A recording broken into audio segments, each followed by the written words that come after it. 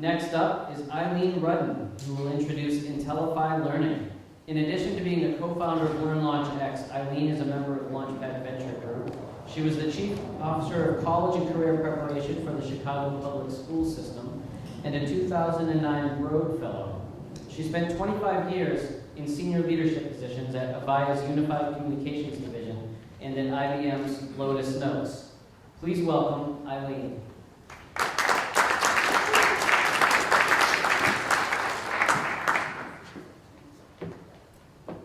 I'm very happy to introduce Chris Bento to you.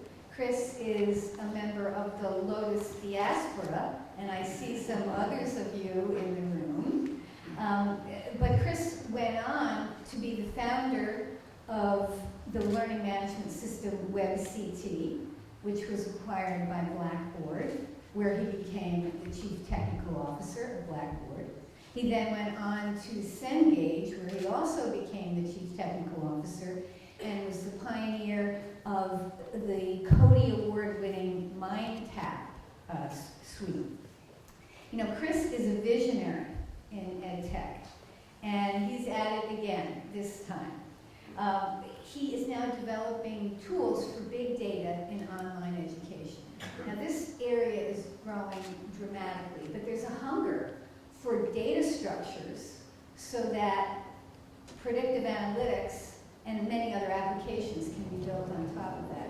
And Chris and Intelify are going to solve that. And in fact, I know that many of the largest technology companies are interested in what Chris is doing, the largest online universities, as well as the learning management software providers. So, Chris, it's time for Intelify.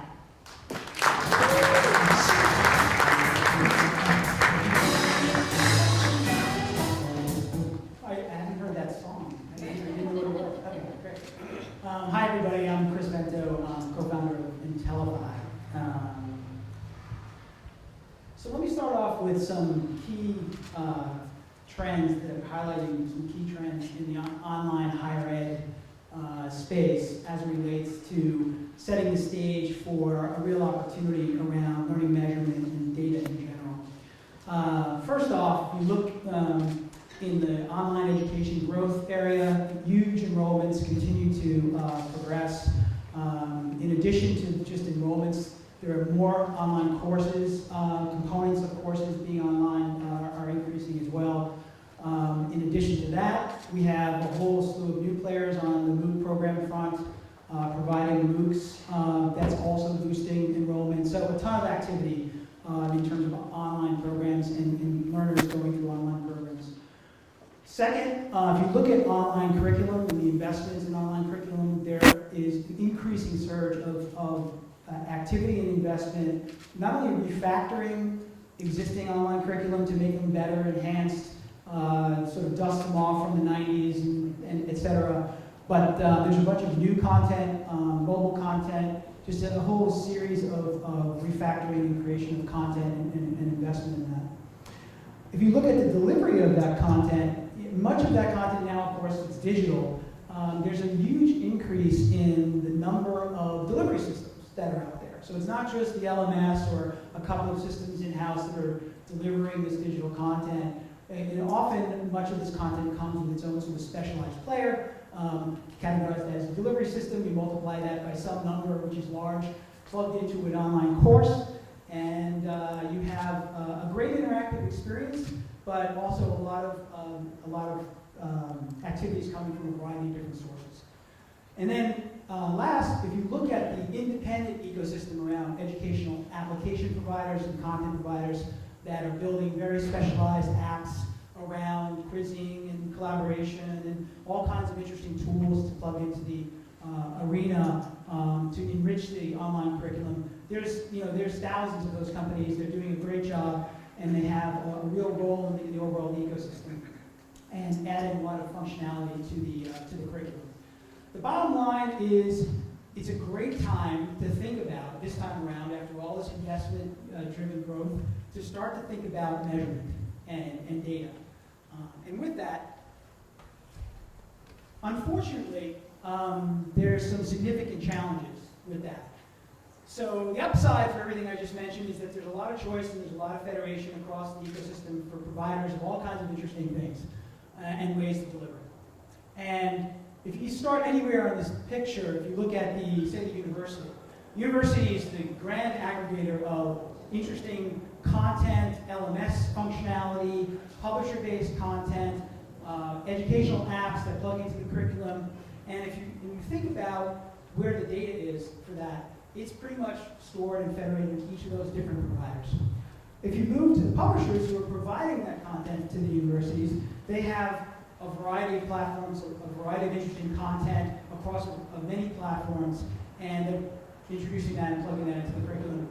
Even internally, they have a number of systems providing this that are producing independently a lot of different data, very valuable data, that's spread across their own ecosystem.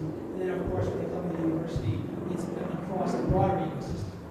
We look at the learning management systems, they've created these very flexible, interoperable environments to host content, functionality, their own functionality, and it almost becomes the hub for much of this content and application capabilities to plug in. Again, the data functionality is federated where it came from, in the actual sources. And then if you get to the educational app ecosystem, which we talked about earlier, every one of these great applications has not only great functionality, but also has a lot of insight and a lot of data that's associated with that maybe the capability is being used internally to drive better functionality within that application. But when it comes to trying to bring that together and aggregate that across the actual delivery point, there's some challenges there. So the bottom line here is great that we have all this federation, but it's very difficult to manage data across the ecosystem, and there really isn't any standards, there's no frameworks, there's no protocols, there's really nothing today that really can help us do this in a more unified way. Related to that, just some of the basic questions each one of these major stakeholders would have of data and how it could play out with their value proposition. So, publisher or a curriculum developer would love to have all the data that they produce and can measure the efficacy of the curriculums that are coming out of these different platforms and different content sources, even within their own environment. And then, obviously, when it plays in the variety of other environments that this content plugs into out in the ecosystem. The learning platform providers, again, very interoperable place. They have access to their native data, but when it starts to plug in all these external sources, much of that is opaque to the learning system. They don't really have access to that. They're trying to build upstream value around analytics and all kinds of other predictive analytics and interesting features, but the data is really in a partial sense right now. The educational app providers, many of these are small to medium-sized companies. They know they have some value in the data. They'd like to manage it sort of in a big data way. They'd like to be able to just consume it themselves in a private way and do some really good enhancements to their functionality. But they also like to share it potentially with partners and with their actual customers who might want to have access to that, so they can do some sort of aggregation across all these different app providers. And the university, last but not least, they would really like to get a handle on how do we actually collect all this data from all these different wonderful providers of both delivery and functionality. So what is Intelify? Learning intelligence as a service. Two major components. The first component is what we call IntelliSense, which is an open standards-based measurement framework, a set of standards-based instrumentation that can plug into learning activities. We're working very, very closely with the Instructional Management Standards Body, IMS Global, to basically define the direction for these standards, because it's very important that we're all speaking sort of the same language when it comes to measuring, encapsulating frameworks for the taxonomies, for the metrics that we're actually going to measure. So that's a large part of the value on the front end. The second part of this is what we call the Learning Intelligence Platform as a Service. This is a highly scalable, cloud-based data management, big data management, learning measurement and intelligence platform, providing organization, structure, access, and storage, obviously, at scale for a lot of these data points, so that the data can be shared and brokered much more easily. We'll talk more about that in a second. This data can be accessed through the APIs we provide in both a private way as well as through a trusted access, shared access point as well. So the service APIs around intelligence are available to our subscription customers to gain access to this data across not only their own private stores, but potentially if they have trusted access to other data that they can use to aggregate and bring into their environment. We talked a lot about IMS. I'm not sure how many of you are familiar with IMS. I was on the board. I've been a member of IMS for quite a while, contributing standards, et cetera. But just to give everyone a sense of the players that we have here, some of which are dedicated to the educational space, but you'll notice there's IBM and Samsung. There's a lot of major software companies that obviously have educational vertical interest in the space that are really contributing to these standards. And when it comes to analytics and data, that's also a very hot area for them as well. So just to give everyone a sense of that. So the big picture of Intelify as a service provider, if you look to the sort of left side of this diagram, and all the providers we talked about, the edu app developers, the publishers, the creators of what we call learning activities that are a combination of content and application functionality that plug into the curriculum, it runs the gamut of interesting elements. Web content, media content, reading content, lectures, project-based, social-based, etc.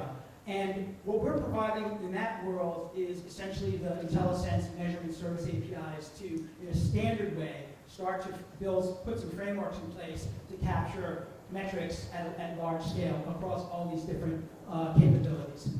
Those metrics are marshaled to the IntelliStore Learning Graph Cloud. That's where we have optimized storage to manage all this data and organize it and structure it, and then obviously set the stage for the right side of this diagram, which is basically our intelligence service APIs, which allow very high bandwidth as well as graph-oriented access to this data to a whole series of our customers and partners who want to use this data, not only their own private data, but also data that they may be working with partners and their customers that they would like to aggregate in a much more efficient way using a common model, a common API, and standards. A variant of that measurement or intelligence service APIs is this thing we call IntelliStreams. IntelliStreams are sort of high capacity, high throughput access to that same rich body of data. And if you look at the examples here, it could be as simple as a single educational app provider that doesn't want to build their own big data stack. They want to manage their data at scale across all these different delivery mechanisms. And they would just like to have their access to that, trusted access to that back so they can enhance their application. To take a slight variant of that, there might be a partner of that NetApp provider who they trust, and they would like to they're working on something together, and they'd like to collect that data and aggregate it in a much more easy and simplified way through a common model. They can, through Intelify, we can provide them an IntelliStream with a trusted access key to gain access to that data, aggregate it, and leverage it as a partnership. If you go down the gamut, this aggregation of sources of data gets larger and larger. If you look at the universities, you look at the publishers, you look at the LMS providers, they're a huge aggregator of enormous numbers of sources of data, back to the examples we gave earlier of all this federation going on in the space. So rather than have proprietary APIs and frameworks that exchange data or not, try and work through a unified model, unified API, using IntelliStreams as a way to broker that data across these aggregation points in one unified way. In addition to that, it provides the ability to manage data privately as well. So if some of these constituents also have their own private data warehouse, we can also provide access to that using and also storage replication to the private data warehouse as well, and access to the IntelliStreams to gain access to it. This is just an example, a high-level example of our roadmap. Today, we are largely focused on the core foundational challenge here, which is the structure of the organization, the storage, the scaled access via the APIs as part of our main value and subscription to that via the APIs. We will be moving into providing some additional extensions to that around making some visualizations easier through components that you can plug into your environment and provide some added value around that access. And then similarly, we would have some advanced sort of components that we can deliver to help with some of the analysis, some of the testing, some of the comparisons around data, which really sets the stage for the ultimate consumption around higher order upstream value that our partners and customers are trying to provide with that data. Things like analytics and predictive analytics, recommendation engines, personalization, et cetera. And that's really what the ultimate goal of this data is. How are we working as a subscription service provider? Our clients are basically the main domains in the ecosystem that we talked about: the university, the publishers, the curriculum developers, the app developers, and the LMS or the learning platform providers. The way they gain access to the Intelify service is through a subscription-based, revenue fee-based access point for different kinds of services. And then, in addition to that, if they have some custom integration services or specialized services, we can provide those services as well, in addition to the fee-based structure. As a team, Prashant Nayak, my co-founder, and I have been in EdTech for the last 15 years. We've held leadership positions in high-profile, high-impact kind of roles. We've built large-scale, enterprise-sized, and more delivery systems in the space, and to delivering that service to millions of students and instructors. The only thing I can say is we know the industry, the EdTech industry, quite well, and I think it knows us pretty well as well. So, where are we? So, right now, we're working very closely, as I said earlier, spearheading the standards work with IMS on a new framework called Caliber. We're working with their teams, we're working with the members of the organization to really define and actually implement this standard as quickly as we can. We're also in the midst of a bunch of pilot-ready early adopter projects with our representative set of ecosystem clients, the publishers, the curriculum developer providers, the EduApp developers, the learning platform providers, and universities as well. Some of the upcoming events that we'll be sort of highlighting in the very near term, we're doing some stuff with the IBM Watson research folks, providing a webinar as it relates to data and the value of it and how it can be leveraged with, say, things like Watson in terms of an analytics type play. We're going to be at EduCalls in Startup Valley, so if anybody's there, please stop by and say hi and mingle. And we're also, as part of our work with IMS, we're going to be highlighted at the quarterly meeting in November and doing an analytics summit as part of an analytics summit where learning measurement is a key part of analytics, because if you don't have all the data in a form that's really usable, analytics can really be subpar.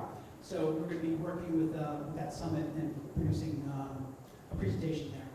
So in terms of pilot service engagements, they're all revenue generating so far. The company remains privately bootstrapped, and we're in that mode right now and continuing to gain adoption. If there's folks in the audience who would like to work as pilots with us, we'd love to talk to you, so please stop by. And so, in a nutshell, our mission: be EdTech industry leader, standards-based learning measurement to drive learning intelligence at scale, to inform upstream value around analytics and all kinds of other outcomes and engagement across the entire ecosystem. Thank you.